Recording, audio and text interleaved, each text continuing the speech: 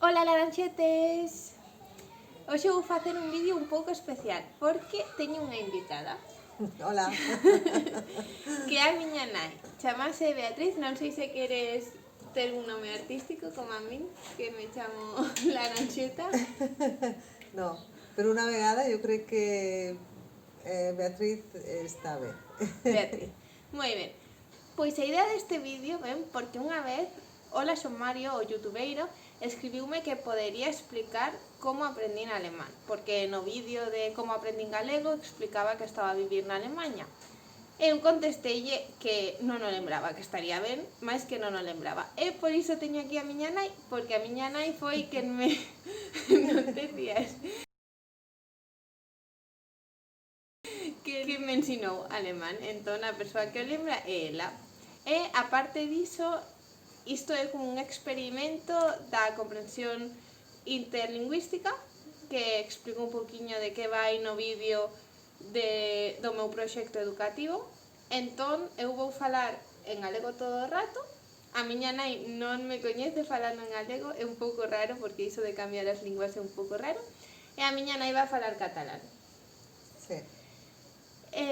Entón, empezamos por principio, non sei, penso que estaría ben que te presentaras así un pouco profesionalmente, que fixeches, porque así se enterara, comprenderás un poquinho por qué, ou... Sí? Bé, jo sóc Beatriz Fariza i vaig ser durant molts anys professora d'alemany a l'Escola Oficial d'Idiomes de València. I per això és que sé alemany. Ho sé també perquè els meus avis eren austríacs i encara que no ens van ensenyar alemany, ma mare de vegades parlaven en alemany i entre ells també, i jo doncs tenia la pronúncia i quan vaig començar era una cosa que em resultava més fàcil que a la resta de la gent i és per això que sabia alemany i ja després vaig estudiar filologia i després vaig tindre a la meva filla, Laranxeta. Laranxeta. Molt bé, moltes gràcies. Ara passem a la història de com ensenyares alemany.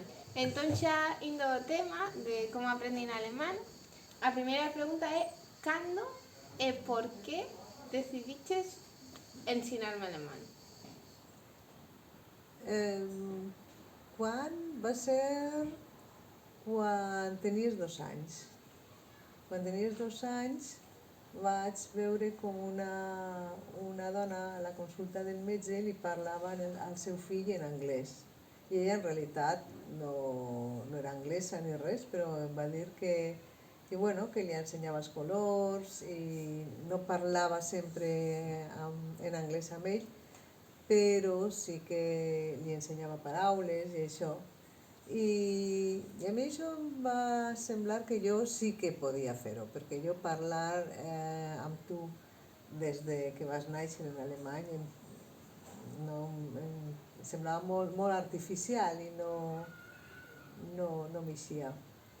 I llavors vaig començar a ensenyar-te alemany.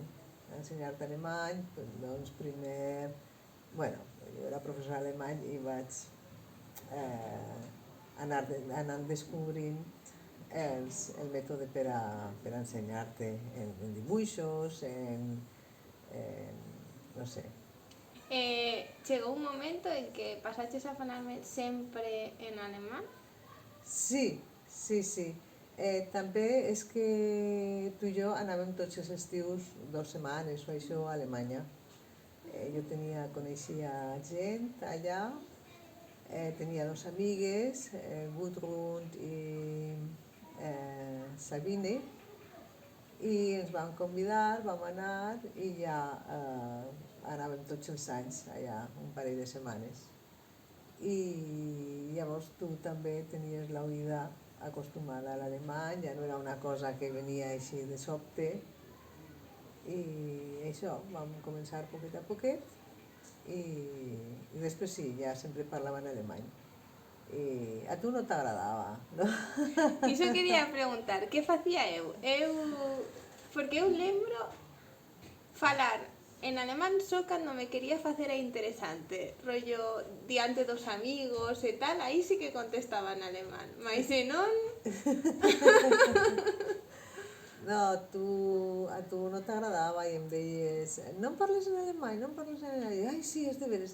I canviava al valencià, però després d'una estoneta tornava a canviar fins que tu una altra vegada t'adonaves de que jo t'estava parlant en alemany i una altra vegada em dius no em parles en alemany però ja al final jo crec que et fartaves de dir-me i jo dic ai, perdona, és que no me n'adone.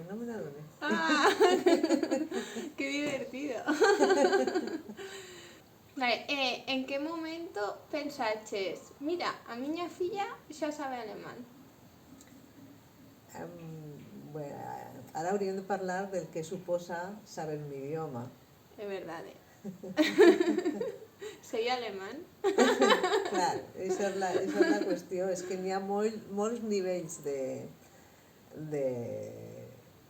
coneixement d'una llengua.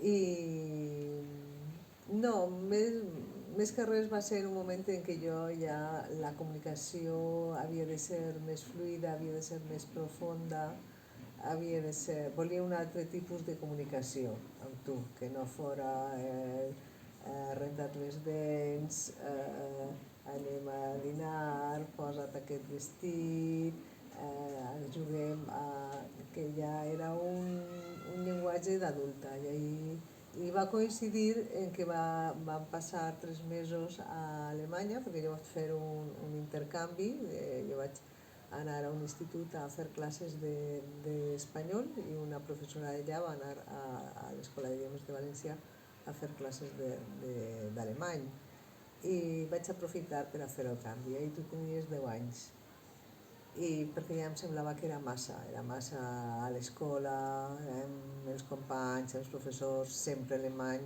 una immersió total i que també a casa fer l'esforç de parlar alemany. Dic, va.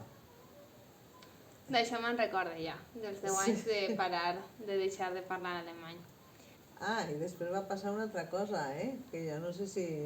Què? Va arribar un moment en què jo et vaig dir que havies d'anar a l'Escola Oficial d'Idiomes. És veritat. Això va ser... Ai, esto va a falar valenciano coa miña nai, que é moi difícil.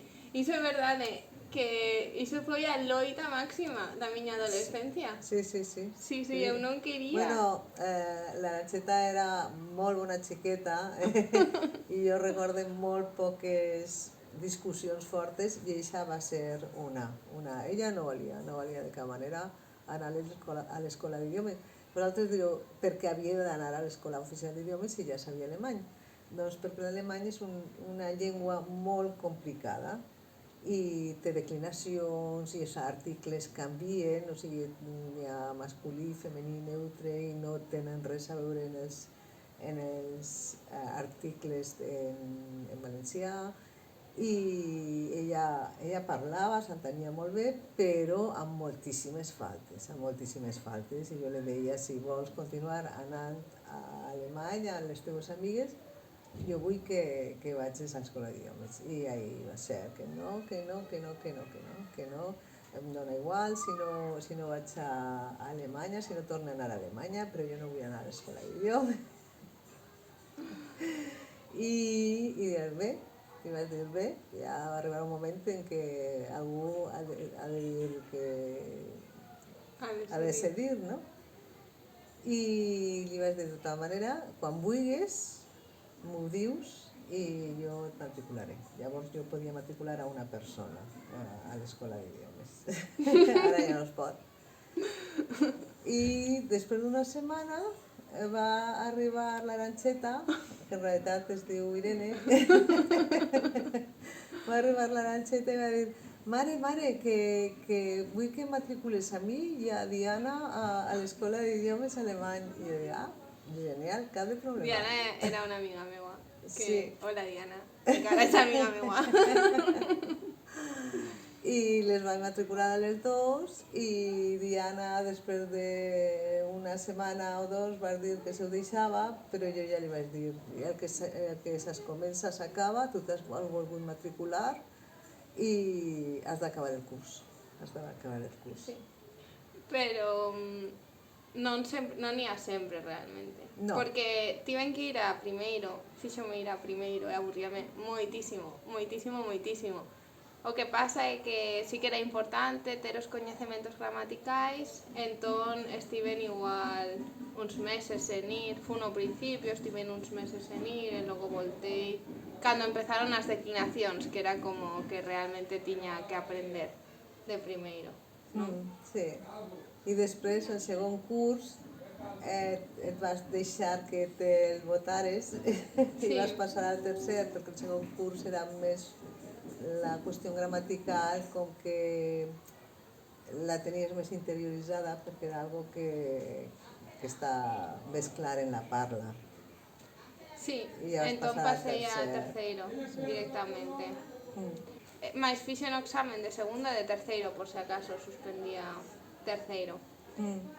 E logo xa deixei de estudar, porque Sí. entrei ao conservatorio e porque xa Sí, perquè... o bacharelato. Sí. Però bueno, ja n'hi havia una base com sòlida, diguem, ja per a sobre aquesta base poder continuar construint una llengua o ja sabent un poquet el que deies, sabent que quan parlaves feies faltes, E ainda fago, és que és el que té. Sí, eu atopo incrível, a miña nai non fai erros, ti non fas erros.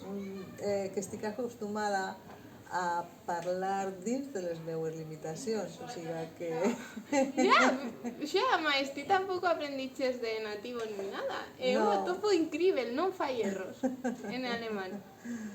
Como pregunta final, quería preguntar que como atopaches a situación de intercomprensión lingüística, se me entendiches ben, se te atopaches cómoda Sí, nesta conversación bilingüe. sí, la veritat és que no m'ha importat, no?, fer-ho així.